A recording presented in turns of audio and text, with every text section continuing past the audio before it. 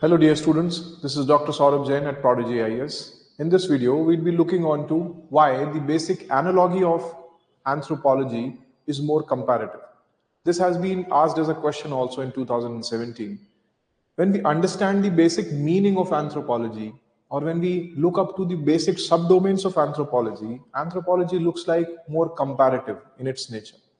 The basic nature of anthropology is comparative in a sense that it does not only looks upon human as such with its single perspective, it looks upon human with all multifaceted perspectives also. Like for example, when we understand anthropology looks into humans not only biologically, it also looks into humans with cross-cultural analysis. It also looks into humans across various different geographies, across various distributions also. It also looks into humans with various linguistic perspectives also. It also looks into humans with multiple social dynamics also. It also looks into humans with multitude distribution of archaeological aspects and archaeological components also. So it is not only the study of humans that is right now, or the study of humans for say 100, 200, 300 or 1000, 2000 years. It is a comparative analogy of the humans across different cultures, across different distributions, across different geographies, across different biological evolutions. So anthropology, with its very basic nature, becomes a comparative being, or becomes a comparative analysis of the humans also.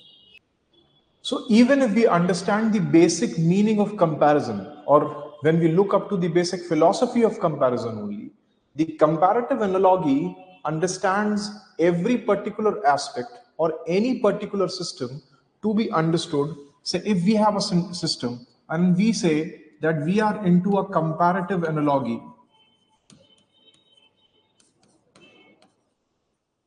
then this would simply mean that if we have a system, or if we have an say social system, we have a political system, we have say a human system, we have a behavioristic system, we must analyze all these systems with respect to all different aspects. Now this becomes the horizontal comparison of the things. Now this must also be understood with respect to all different spaces.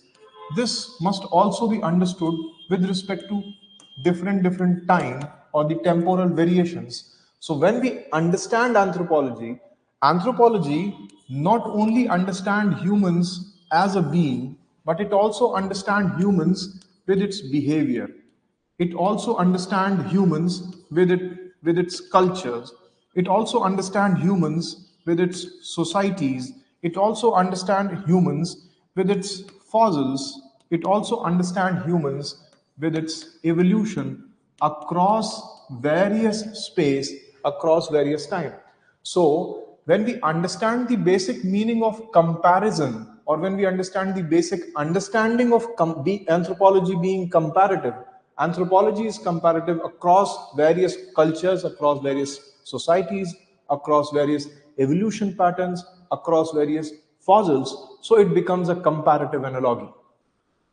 So even if you understand anthropology as a comparative term, when we look into anthropology, then anthropology would involve a systematic comparison of societies, cultures, behaviors, institutions across various space and time. So if you look up to the basic comparisons which are being driven across anthropology, or when we look into the basic studies of anthropologist itself, anthropologist would not stand alone, constrict itself to a particular parameter. The anthropologist would look into a vast canvas of humans' understanding. So when we look up to the comparative analogy of anthropology, it links up cultures, it links up the history, it links up the anatomy across different societies, religions, the evolution patterns, the linguistic patterns, the ethnographical patterns, the social organizations. So it is not only one aspect of the humans, rather it is the comparative aspect of the humans. When you look up to different cultures, different societies, different social behaviors, you understand the basic history of the humans also, how they have got evolved. When you look up to the basic anatomy of the humans, you can compare this with the evolutionary trends of the humans, that becomes a comparative analysis. When you understand the social organization, you also understand the basic understanding of religion or linguistics or the social developments or the cross-cultural social problems also, or the cross-cultural social solutions also. So when you simply say that anthropology is comparative in a nature that it looks into multiple facets of humans, multiple dimensions of human development, and compares them all and creates a conclusion or analysis. When we look into anthropology as a comparative being, we can understand this particular thing, that anthropology goes into a lateral comparison. This lateral comparison can be two different factors of human development, or when we say just a culture, one culture, another culture, this becomes a lateral comparison.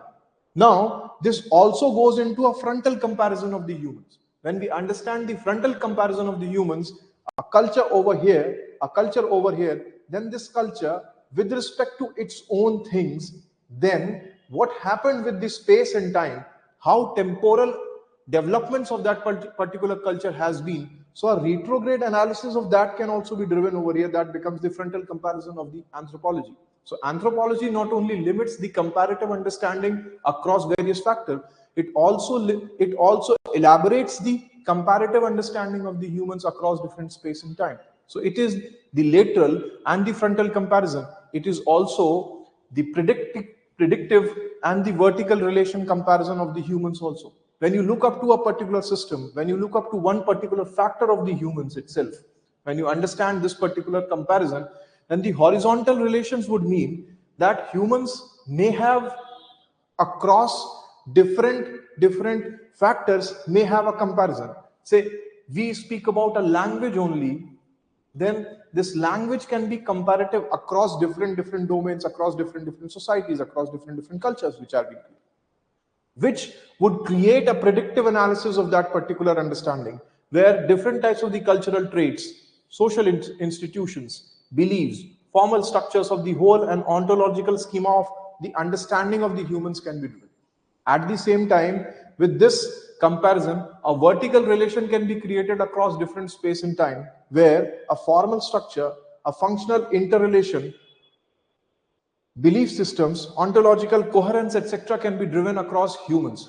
So anthropology not only would be a superficial comparison of the humans, but anthropologists would define a hardline understanding how the horizontal and the vertical, the upfront and the lateral relations are being created across different parameters of human understanding. That's why it becomes a comparative analysis. It becomes a holistic analysis or a wholesome analysis, where we not only look into the present of the humans, we look into the past of the humans, we predict the future of the humans, and then we compare all of them with time.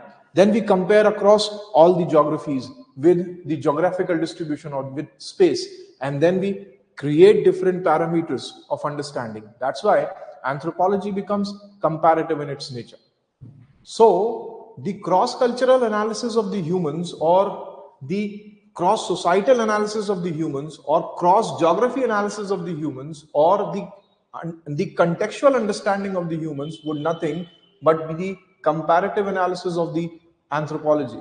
So anthropology, when you understand, when you relate, when you predict, anthropology would provide all different aspects, where the aspects of cross-cultural understanding, the aspects of different societies,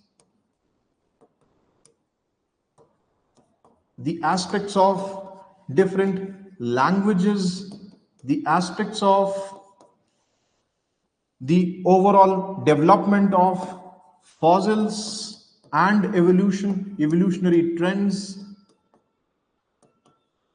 all these aspects comparatively, they can all be linked, and different segments of comparison are also being driven. When you say different comparisons, then sociology or the social understanding, the history or the historical understanding, the biology or the biological development of the humans, and all different branches which can be linked with anthropology, They are nothing but just the comparative analogy of the anthropology only. So anthropology becomes more relevant, anthropology becomes more to the point, or anthropology becomes more directed and objective when it is more comparative. Although the comparison which is being developed in anthropology is a tough task, anthropologists would require a large scale phenomena, or it would require a large scale project, which will have its own pros and cons, which will have their own problems also. Comparing such a, or creating such a large project, or comparing humans across different geographies across different time becomes a tedious task also.